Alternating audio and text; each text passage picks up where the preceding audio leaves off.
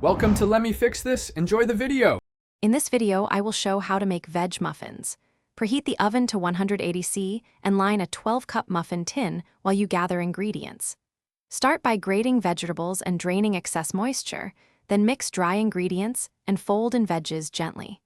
Spoon batter into tins and bake until golden and set. Cool slightly before serving so flavors settle and muffins finish firming up for best texture. Gather simple ingredients that you likely have at home and keep measurements flexible for taste. Use 2 cups of mixed grated vegetables, 2 cups flour, and 1 tablespoon baking powder to create a reliable base. Combine 1 cup milk and 1/3 cup oil to keep muffins tender, and add half a cup of cheese for savory depth. Herbs and spices can be adjusted to preference for family-friendly flavor. Mixing is quick and forgiving, so stay relaxed and follow simple steps.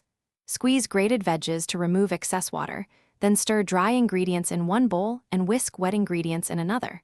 Fold everything together just until combined to keep muffins light.